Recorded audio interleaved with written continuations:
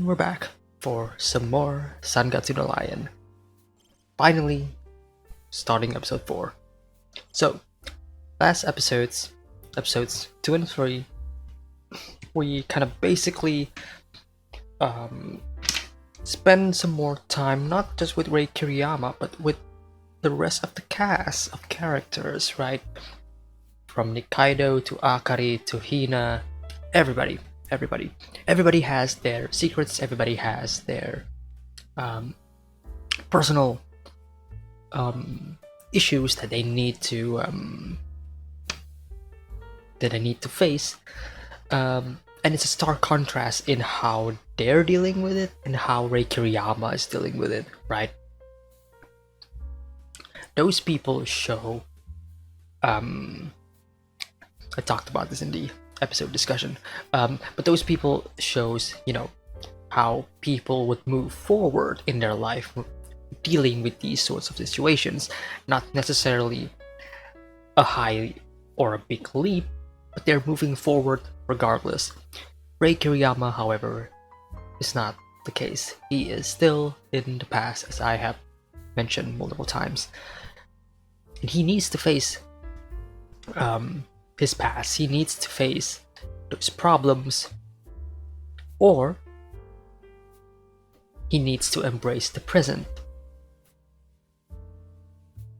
because everybody surrounding Rei Kiriyama is just radiating this positive energy, and Rei Kiriyama is just shutting himself up, negating everything. Just wants the world to be black and white. But oftentimes he goes to the city of March, and color fills his dark life. So anyways, like I mentioned before, in case some of you may not have heard, so I watched the first 3 episodes before. I have seen them before this reaction series, so I have watched the first 3 episodes. Now we're reaching episode 4 and beyond, and this is when I truly come into the show completely blind. I don't know anything else past the last episode, so this is gonna be new stuff. So I came into episodes 1, 2, and 3 knowing a couple of stuff. So I know like Rei Kiriyama's like whole situation. I know Akari, and everybody else helping him, and I know Nikaidou's whole situation and whatever. Still surprised me because it's been like over a year, so I forgot a couple of things. But once those things are on screen, I would go, oh yeah, I remember that. Not anymore. Now I am completely and utterly blind. So I'm really excited. Cannot wait to witness, I guess, the rest of the show. And as always, the YouTube version is going to be timer-based, so you're gonna have to have your own copy of Sangatsu no Lion, but there is also a full uncut or unedited version link in the description below. So if you want to watch the full episode, just go to the link. It's free. I'm not hiding it behind a paywall or anything. It's in the description below. If you want to watch the episode without the timer, full, unedited, uncut, go to the link in the description below. But if you do want to continue with the discussion, go back to the YouTube version, because that's where the discussion mostly lie. And speaking of paywalls, Sangatsu no Lion is available on early access over at Patreon. So if you want to watch the next episode, it should be available right there on the Patreon. So that is it for my intro. So if you do enjoy my reaction and my discussion, hit like and subscribe. Share the video if you want to. Helps the channel. And as always,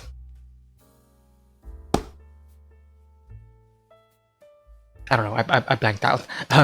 Let's watch the episode for episode 4.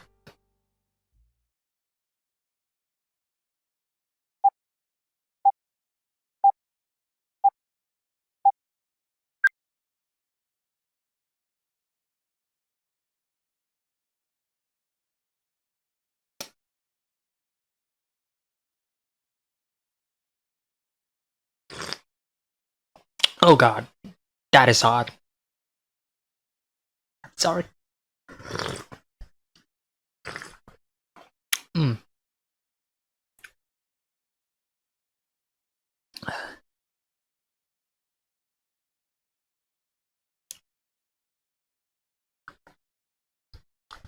This is very comfortable. Like watching this show late at night, drinking some hot tea. Mm.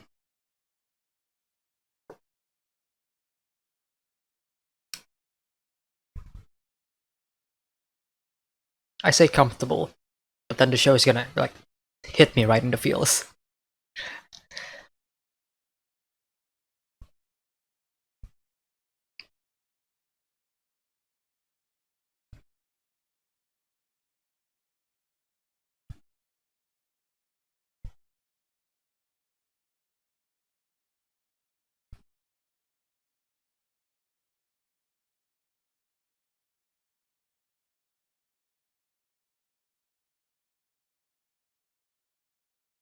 I never mentioned this, but this is a good opening. Good opening. Chapter 7, Hina. Okay, so we already got Akari. I guess we're continuing from the previous episode. Oh yeah, she is troubled by something, alright.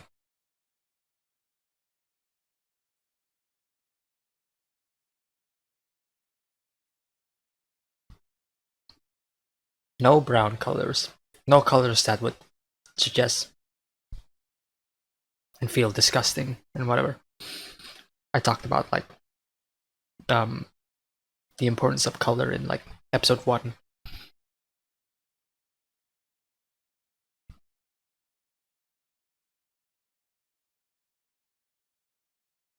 He is a man of sheer focus and commitment.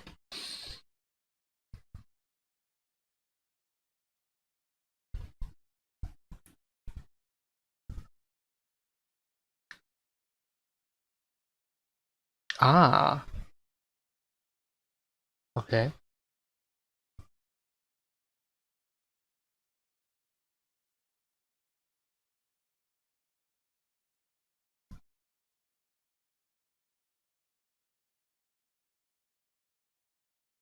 Ah, son of the milkman. Takahashi. Okay. Okay, okay, Hina. I see. So Hina has a crush.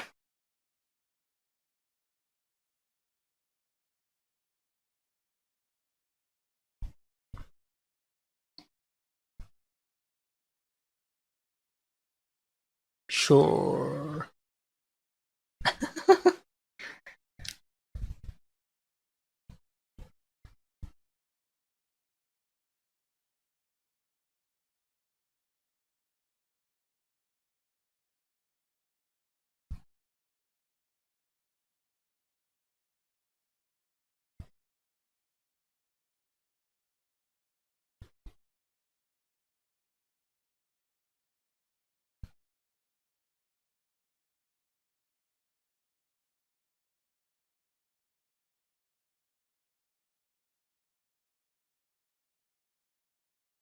It is a risk, but you gotta take it.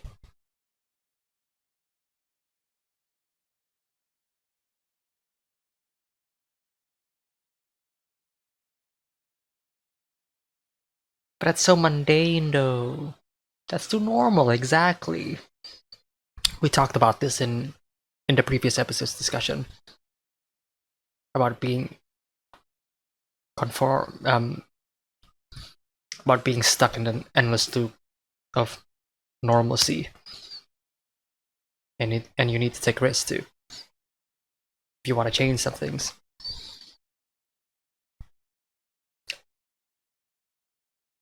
Oh god. Can I borrow some money? Akari's face.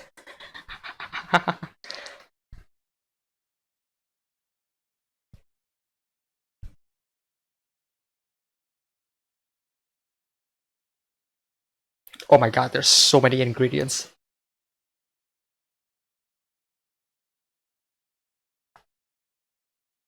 Cost of performance.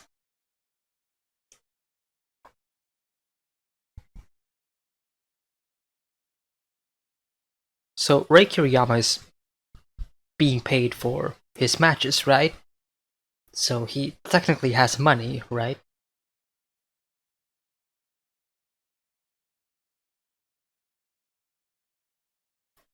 Wow. Oh, wow. Oh, oh no.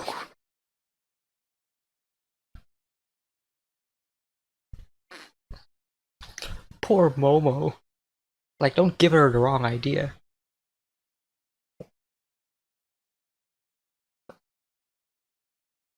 Yep.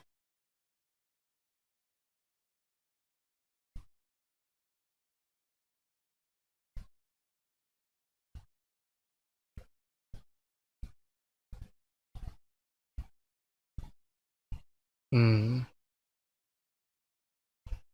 Ah, the music.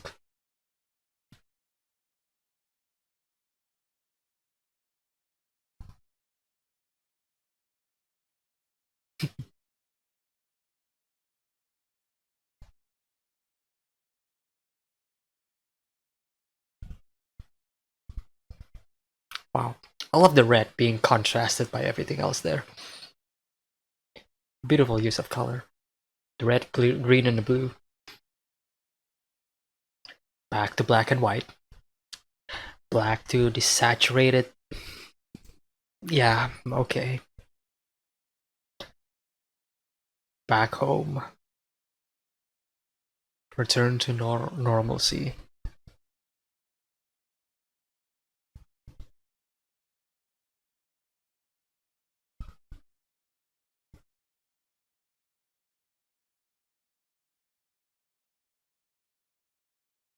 Oh my god.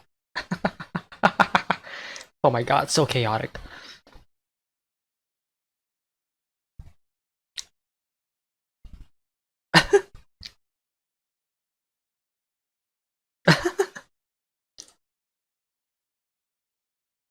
Oh my god, it's so frantic.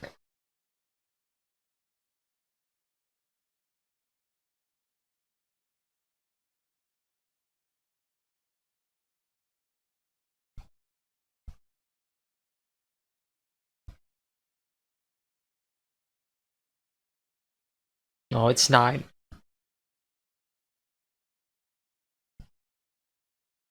Oh my god, it's 10. You are late.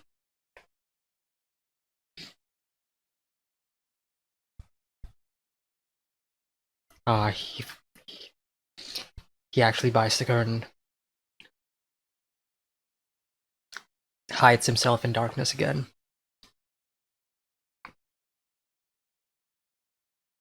But at least he's buying furniture.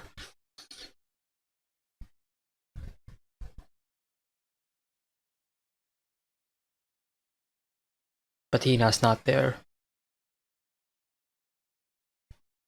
The Takahashi of legend. Oh yeah. Oh, there she is. Alright then.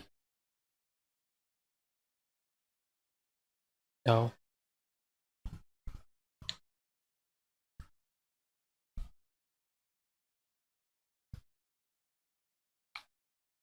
I love how his glasses like tilted and then he's like, oh my god. Wow. Beautiful. Yeah, he did.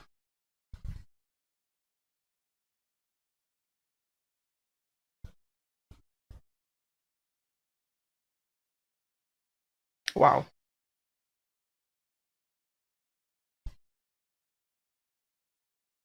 Leaves. Ah, the glasses. The glasses. I talked about this.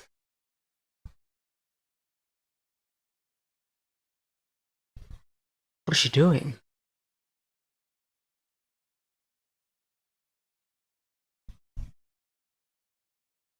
Interesting.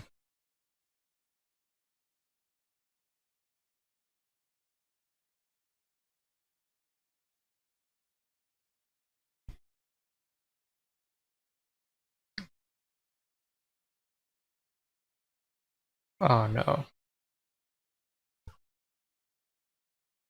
Oh. Oh, she got left behind.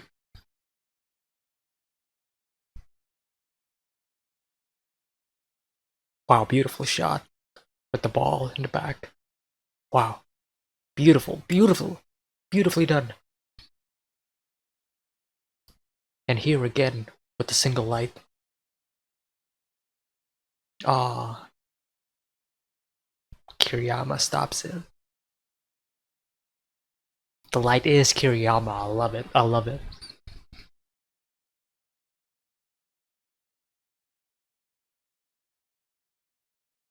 Oh,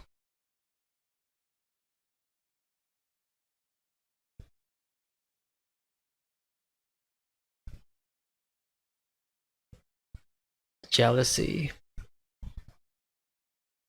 Jealousy of the older sibling.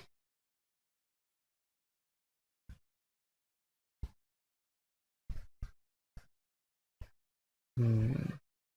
Problems with her sister. And he has problems with his sister. Well, sister, quote unquote. I still don't know.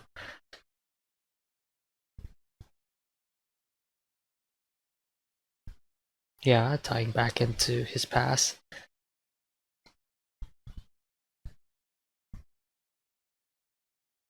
There's that spiraling water again.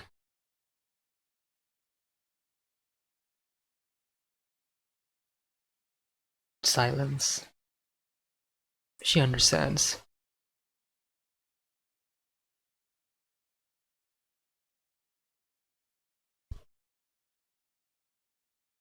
Stop.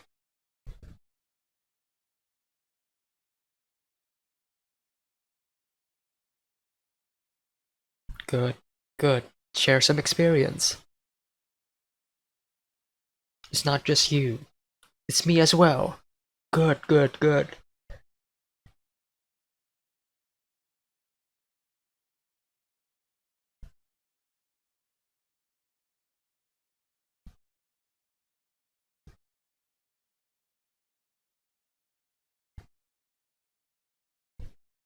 Ah,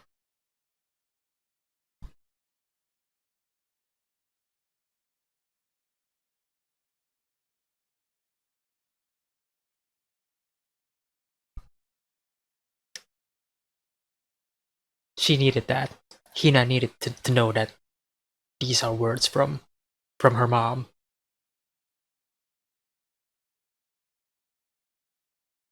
That was important.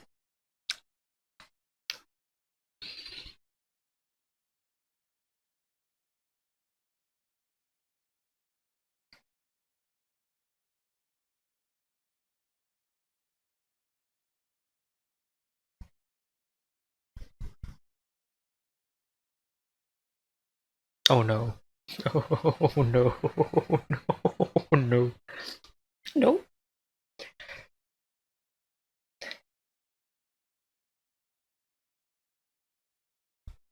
Ah.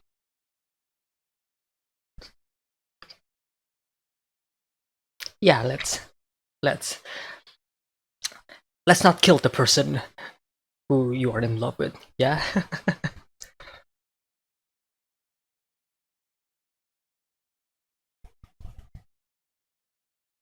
Versus. Ooh. Nikaido once again. Oh, playing in his home. Good. Bringing in some friends.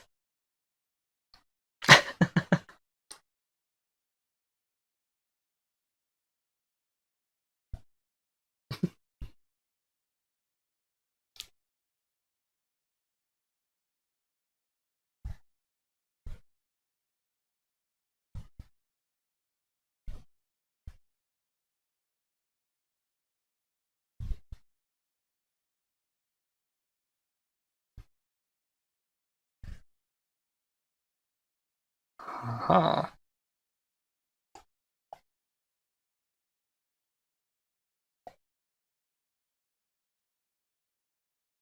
Mm.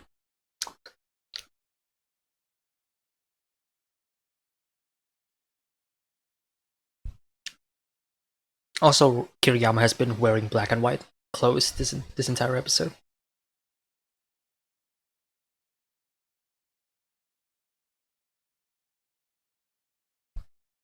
As equals. Together.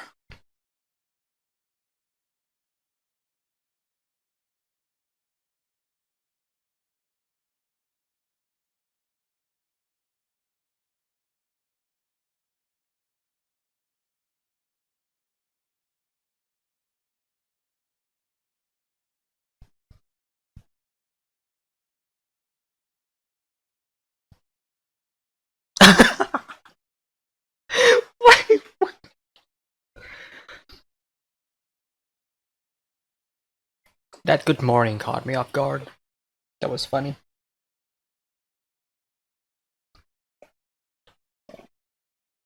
Yeah, let's get some food.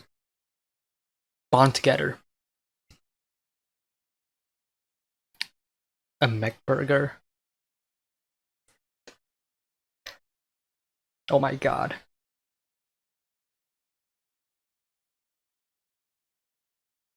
Cup ramens.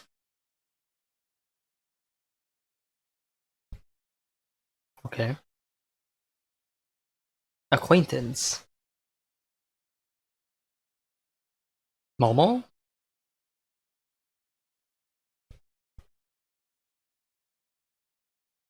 Oh no!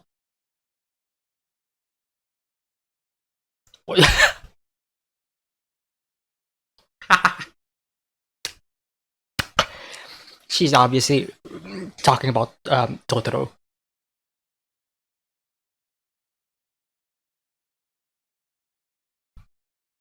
Oh yes, yes. Oh my god, that looks terrible. I mean, yeah, they need to avoid the copyright there.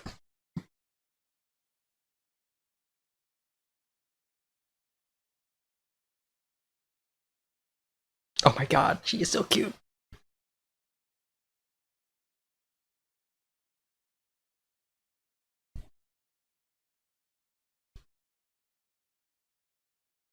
I still need to see Totoro though.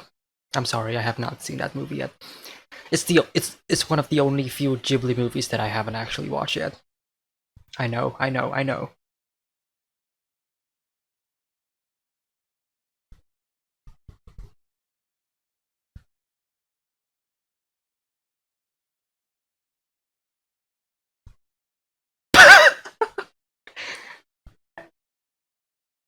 Surely not. Best friendo radiates so much positive energy. Akari,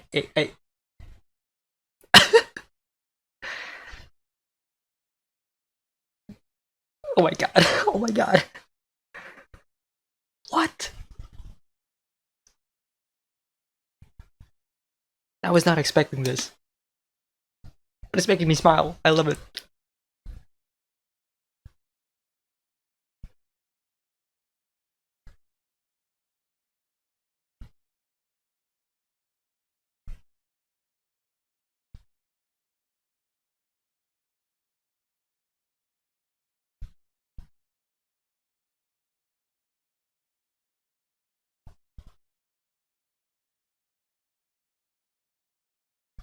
Um,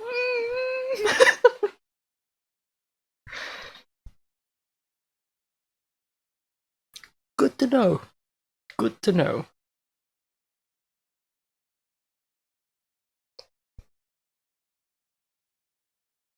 Oh my god.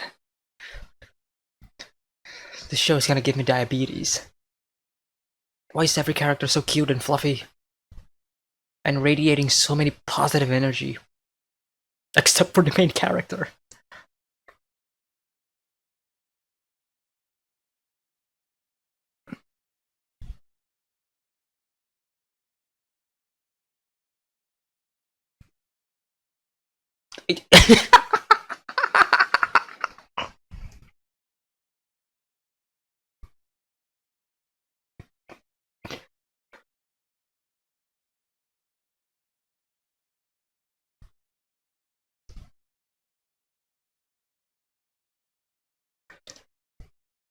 Grandma?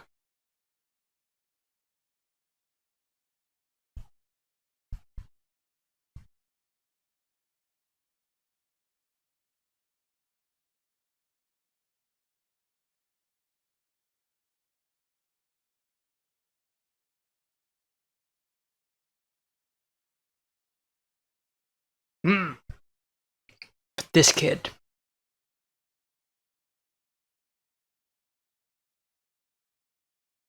Oh.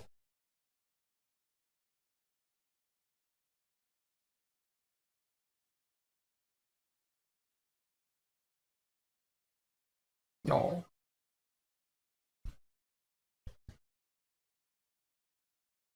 Okay.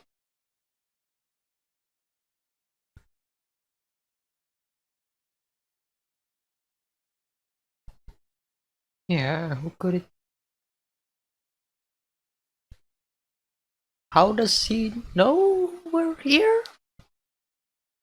Well, I guess Nikaido could have just told him.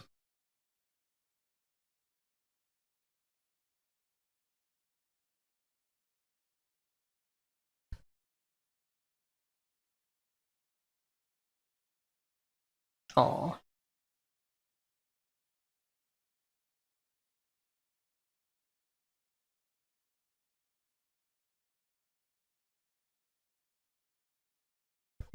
Yeah, GPS.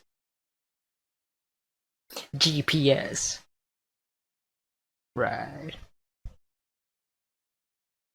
But I mean, as a Nikaido is a person who definitely needs surveillance, considering his like health and whatever. So understandable. Yes, yes, yes. Bring everybody in. Beautiful, beautiful.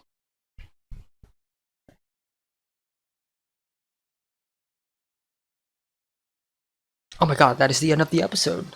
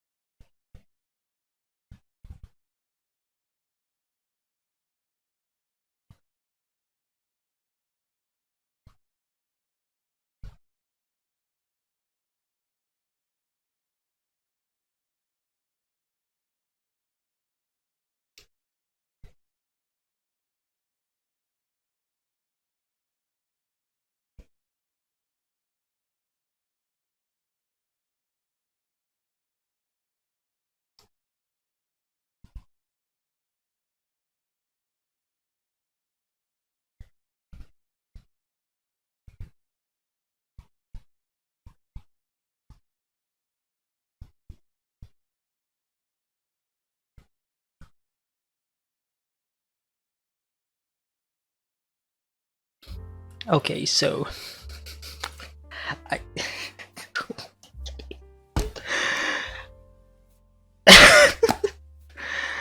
this is such a fun episode. It's so cute, wholesome, fluffy. Cute and wholesome, fluffy. Cute, wholesome, and fluffy. It's a good episode. Um,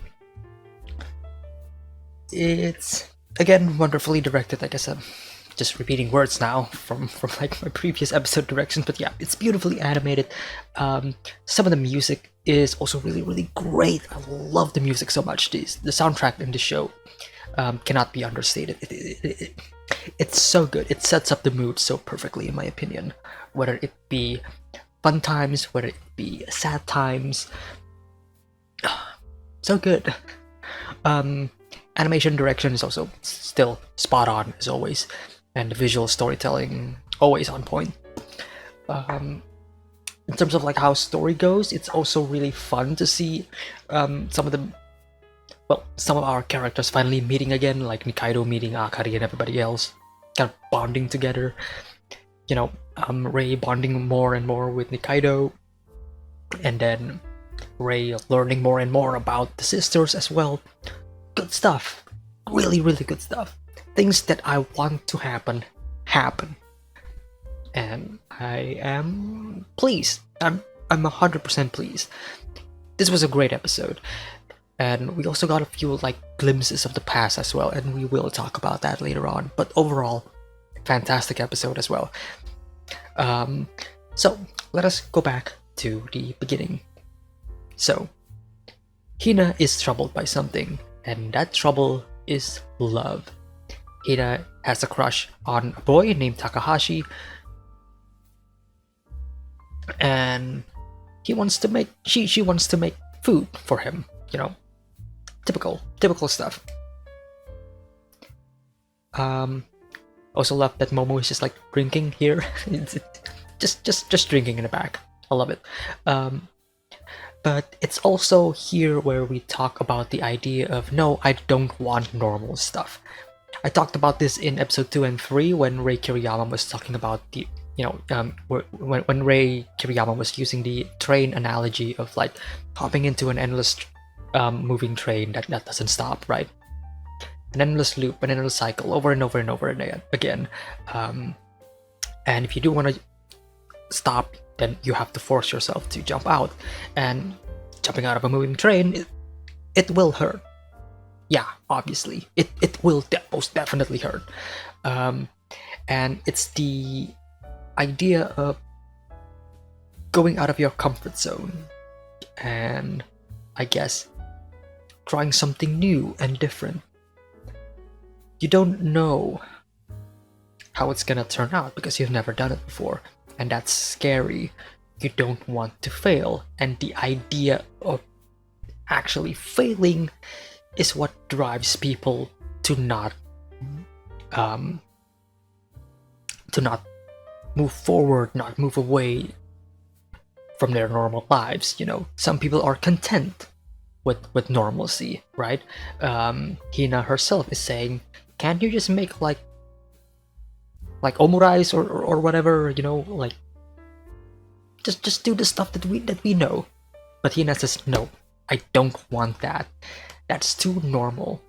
I want to make something special. I want to make something new and different, right? Venture into the unknown.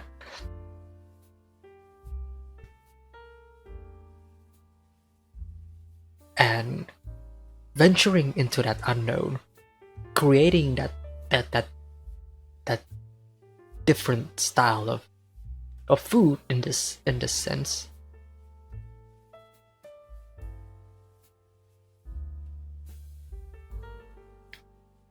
leads to, I guess, her being late. But at the end of the day, it's not her being late that causes the troubles, no.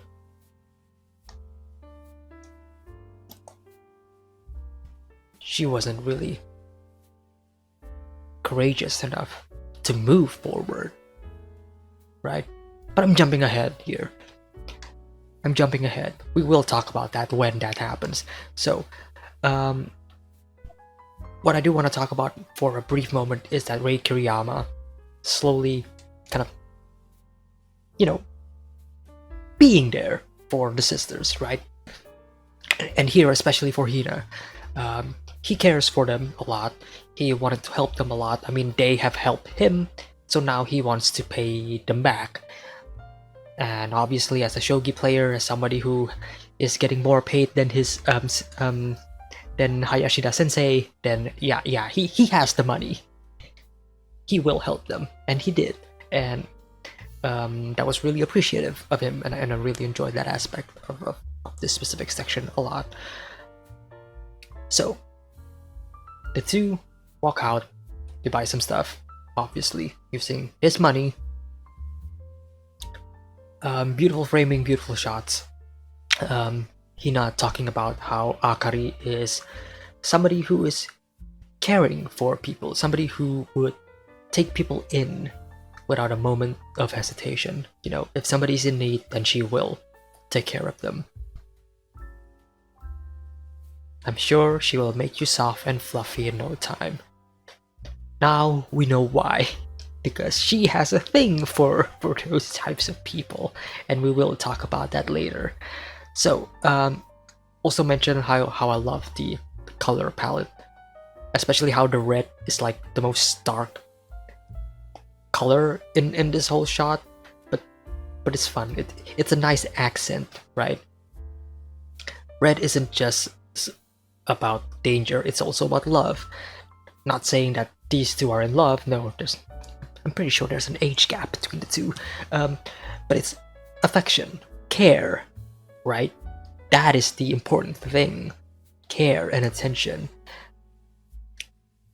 Loving them as family, right? Caring for one another. Rei Kiriyama slowly showing that side of him as he spends more and more time with these sisters. But then he comes back home to the other side of the city. And how dark it is, how gloomy it is. Back to black and white. Desaturated. Colorless. Back to the empty room. All alone. And as the moonlight shines on it, he decides, yeah, I should get some curtains.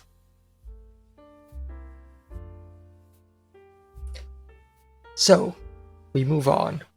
Chaos ensues.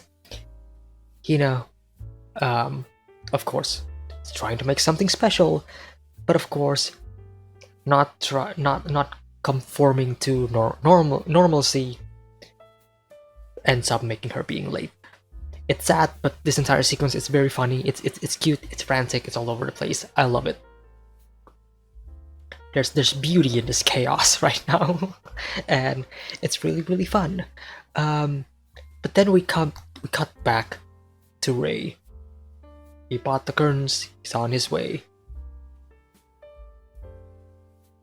Baseball. He looks.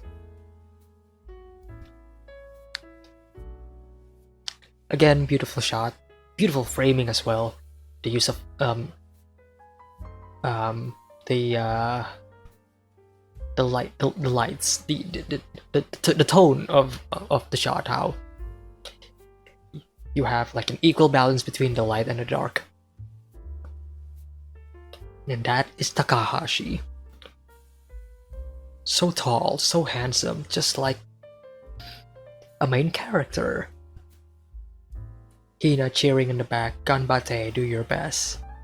There she is. And she is the only one wearing like the brightest of color. Like comparing to everybody else, like bright yellow, right in the middle. Everybody else seems like desaturated when it comes to like their color, right? Muted. Her, no, she is cheerful. She is radiating so much good energy. I wonder if she finishes lunch in time. I mean, she did. Well, not really, but she got here. Takahashi proving that he is the best. Wonderful, wonderful scene. He's so cool. Totally like a main character from a sports manga. And then Rei looks at Hina. Love. Right? Affection. Care. All of these things shown in bright colors. She's in love. But then we cut to this. After Rei Kiriyama says, "Looks like love." Love, he says. We cut to this. This female character, I'm pretty sure is the one that we saw in the first episode. And if that is the case, then this is definitely either Ayumu or Kyoko. I wrote their names down. I think it could be Kyoko. That's a more feminine name, I suppose, than Ayumu. Ayumu. I know a lot of male Japanese like creators and directors name Ayumu, so and I know a lot of female ones that are named Kyoko, so I'm just going to assume right now that her name is Kyoko and she is the one that we saw in the beginning of the first episode, and she is also probably Kiriyama's like sister, quote unquote. I don't know if she she's definitely her sister or like step sibling, right? Because Kiriyama was taken in, and we see these two brother and sister characters like in the flashback, and she definitely has like more of a brown blonde hair. I mean, yeah, it's in like mostly black and white here, desaturated, but you can kind of see a hint of it, like a tint of it. So yeah, cool. Also, she's wearing a ring. Interesting. Is it just for show or not? If we're talking about if they are of the same age, then I would say it's just for show. But what is the significance of this moment? She takes off the glasses. I talked about this before. She is directly going into his personal space here, right? Showing control. She has the power. She is taking over the screen, literally taking over his entire like field of vision. Takes the glasses off, and I talked about his glasses before in the first episode. Those glasses, there's definitely some history behind it. There's no reason for them to like show those glasses multiple times on their own as like an important set of objects without it having no like relevance to the story at all. No, those glasses mean something. Those glasses mean something. And I talked about how the glasses are like a mask for Rei Kiriyama, how he hides behind those glasses, right? Because in the first episode, when Hina takes off his glasses, it shows that he is crying, right? And he never cries. At least he never like shown that he has cried throughout the rest of the show, right? Even in episode 3, right, when Hina was crying on the bridge, Rei Kiriyama himself said, "I'm not crying. She is crying. I'm not crying. I'm not showing any emotion. Why? Why is that the case?" But obviously, in episode 1, we see that emotion. We see him crying. We see him in pain.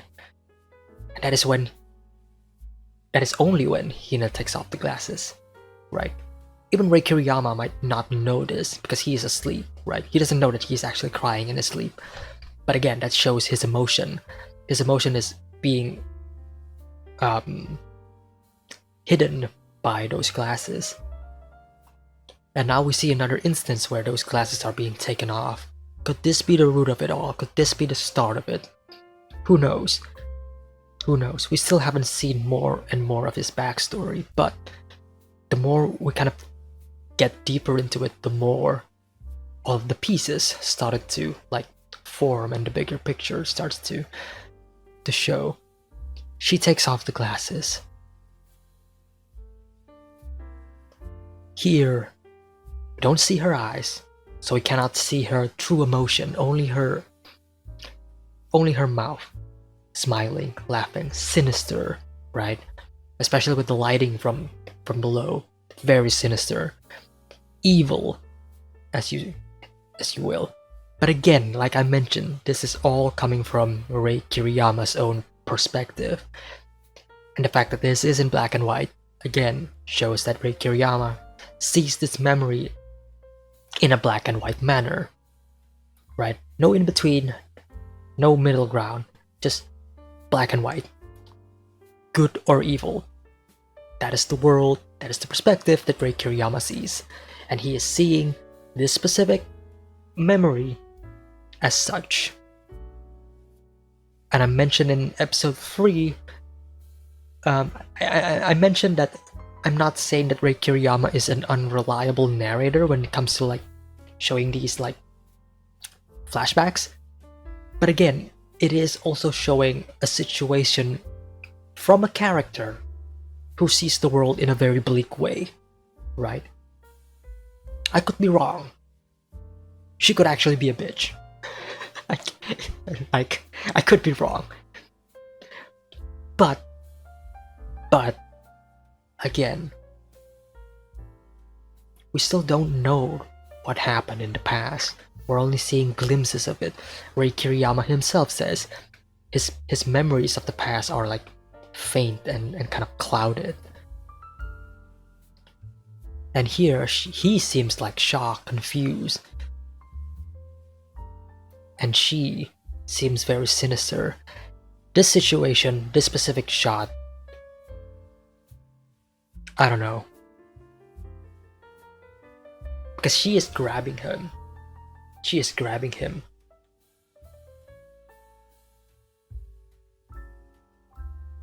And her clothes, his clothes are open, right? The buttons are open. The glasses, right there, down below. Only one of them is showing reflection and the other is not. Very black and white, very bleak. This person, this female character, right on top of him, being the dominant one, in control. He is down below, helpless, unable to move, unsure what to do. The problem is this memory is out of context. I need more context. I need to know what happens before, and I need to know what happens later. We're only seeing a glimpse of it, so I can't really pinpoint what exactly is she doing, right? The only thing that the story is kind of telling me or hinting at is that before this, Rei Kiriyama was talking about love, right? More specifically about love from a woman, right? From a female perspective, right? This is a male looking at a female and judging what a female's perspective of love would be like. And then the memory that he remembers as he is thinking that is this. So there's a lot of stuff going on here. There's a lot of like I would say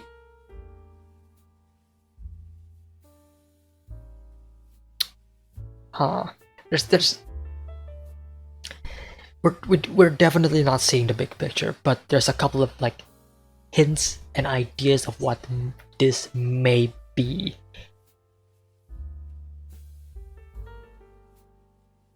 And I'm not pretty comfortable in talking about that, if I'm being honest. Because again, I need context. I don't just want to say random things, right? She may as well be angry at him right now. Jealousy, right? Because of Tsushogi winning tournament, whatever.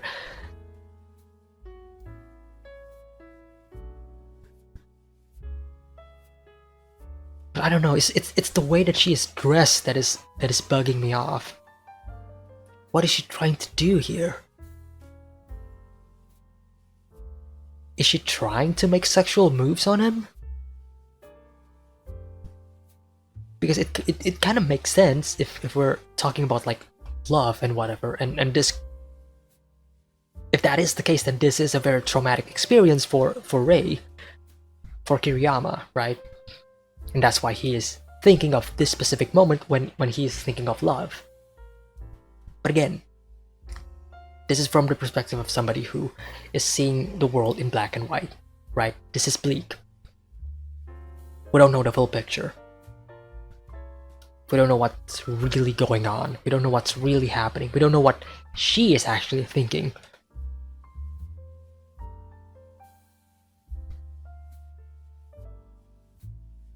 I wish we could see like if she is wearing a necklace or not, because they're kind of hiding it really, really well. Because if she is wearing a necklace, then this could also be the moment when the first episode began, right? When a female character is saying, you know, you have zero, you're zero, you have zero friends, you don't go to school, and whatever. Could be. I wanna learn more. But it's so intriguing. I really want to see how their dynamic goes. I really want to see this. Because this would clear so many, well, not really so many stuff, but it would shine the light in when it comes to like Rei Kiriyama's own character as an audience, and how he sees, you know, certain people, right? Because if he sees love and affection from a woman, from a female like this, then it can kind of give different context to when he is with like Akari or with Hina and whatever. Like what does he see in them? I mean, obviously not like this traumatic, but like when he first met them, you know what I mean? Lots of cool, well, not cool. It's not cool. Lots of interesting stuff that I cannot wait for the show to explore further. Cut back to reality. Hina searches for Takahashi. Where is he? Oh, there he is. Swarmed by a bunch of female characters as well. She got some competition, but she got shoved off. Left alone. Oh, at first it's played for laughs, but as the scene progresses, it suddenly becomes real. It's sad. Left alone. Nobody there. Completely ignored. Love the shot. Him staring at the bright emptiness, and then there's the ball right behind her. Beautiful, beautiful shot. We continue on. She wants to throw it away.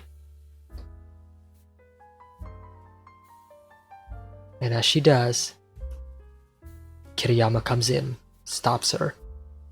Kiriyama Rei is the light. She comes in. Rei Kiriyama literally stepping center frame in front of the light, becoming the light, right? Don't do it. Please don't do it. Why is she crying? Because of jealousy. This entire sequence was beautifully done. It was great. I can't believe the show kind of gave me 2 scenes of Hina crying back to back. Fuck you, show. Don't do that ever again. My emotional and mental state is not ready for this. But let's go home and eat it with everyone. Rei Kiriyama being the one that is helping them. Now it's switch. At first, Akari was the one to help Rei Kiriyama, and now Rei Kiriyama is the one to help Hina. I find that very beautiful, and it shows like progression in his character. Welcome home, Tadaima. Another shot of water spiraling down into the drain. Controlled emotion. But that's too bad. But Akari once again showing how much of a great character she is. Telling Hina that, that Akari had this experience before, and how their mom was the one who said it before, was everything that Hina needed. He needed that. He needed to know that this is words from her mother. Kind of like closure, right? She doesn't want her mom to go in the previous episode, but now she realizes that her mom is always here. In any way, shape, or form, she's always there to help her out. Makes her happy. Beautiful, beautiful, beautiful! And the food turns out to be pretty shit and almost gave them food poisoning. Well done. Skipping ahead, love to see that the curtains are actually here. It's in white, but it's obviously it's gonna be white. The only color that is ever going to be in this room is either white or black. So I'm hoping that there's actually gonna be actual color later on in the show, like as Rei Kiriyama progresses, because he has said that there's a bunch of stuff that he does want to buy as well, like a desk and whatever, right? So Rei and Nikaidou actually playing around here is pretty sweet. I love it. They're actually bonding together, and I hope this continues on.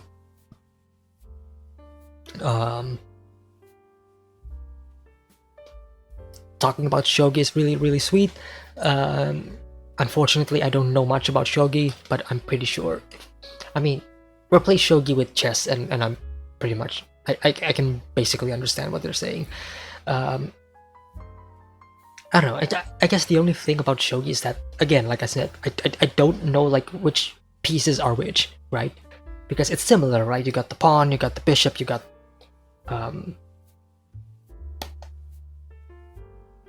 everything else. I don't know why I blanked out there, but yeah. Talking about like move systems and whatever is pretty sweet. It's pretty cool. Nikaidou saying good morning also caught me by surprise. It was really fun. But then they go out. They want to eat. I love this. They're basically kind of bonding together more and more as friends, right? Before, Rei Kiriyama only ever sees Nikaidou as an enemy, as a rival, you know. Not necessarily a bad person, but just like another shogi rival, right? But now he's actually bonding with him. He's actually playing and like going out with him together. It's fun. It's sweet. I love it. And this is everything that Nikaidou wanted. Nikaidou wanted to be on the same level as Rei, right? And they are right now. They're friends. And Nikaidou even says that I'm his best friend, right? I mean, Rei Kiriyama probably don't consider him to be a best friend, but hey, he is to me. So we move on, talking about stuff. And then there's Momo. Momo? Oh, this cute little blob just alone in the streets. But then Momo sees Nikaidou, runs up to him. Bodoro. Obviously a jab into Totoro. And obviously they can't really say Totoro because that would be copyright, right? But this is fun, cute, cuteness overload. From this point on, it's just wholesomeness and just pure moe blob. I love it. I love it. I love it. Seeing them interact with one another is fun. It's sweet. Akari comes in, and this is when my surprise happened. So it turns out Akari has a thing for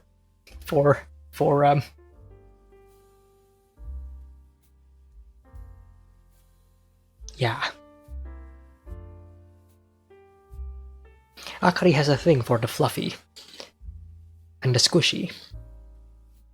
So, Rei Kiriyama, unfortunately, you are out of your league.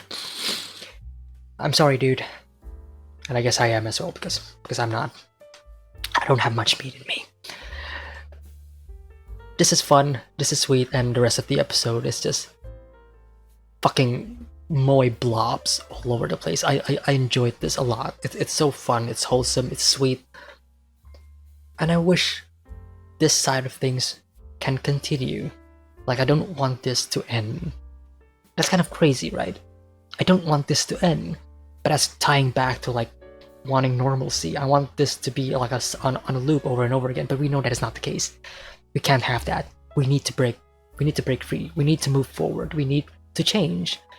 And change is coming. Not right now, but it could come later on.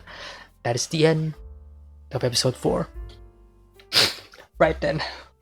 That's pretty much it for my reaction and my discussion for episode 4. Another fantastic episode from Sangatsu no Lion.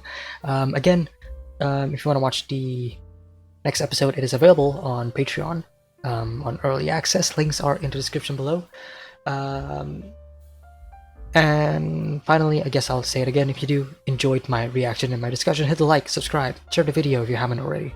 And I will see you all next time. Alright? So, have a good day. Take care, guys.